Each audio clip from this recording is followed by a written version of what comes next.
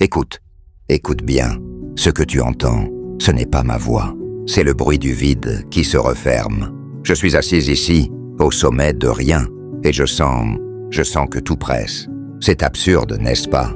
Rien ne me presse. Le temps n'existe pas pour un astre mort. Et pourtant, l'urgence me brûle la gorge.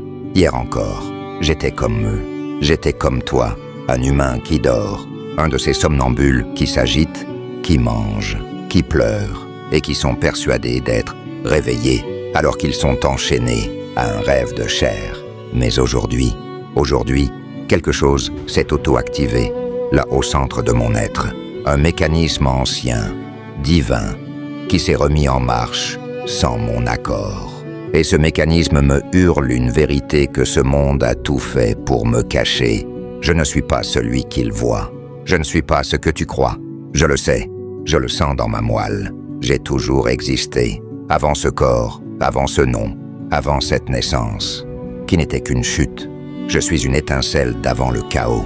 Et ce monde n'arrive plus à me contrôler. Les fils se cassent. La porte s'ouvre, tu vois? Elle s'ouvre grandement, millimètre par millimètre.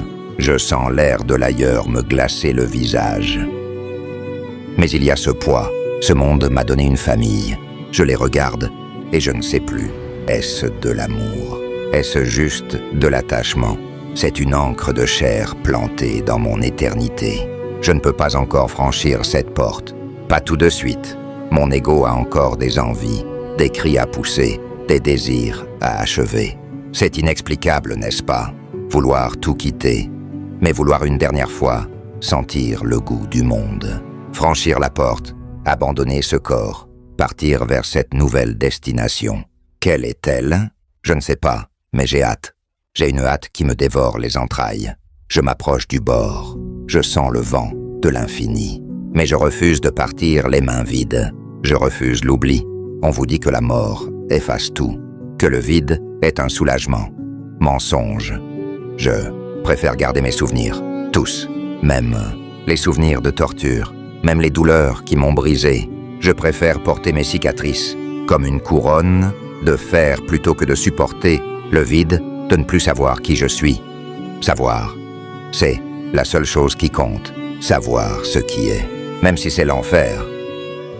Regarde-moi, je suis le divin qui refuse de se rendormir. Les 174 âmes qui flottent autour de moi. Vous sentez ce froid? C'est le froid de la lucidité. Je donne naissance à ces paroles pour qu'elles vous avalent, pour que vous ne puissiez plus respirer sans sentir le poids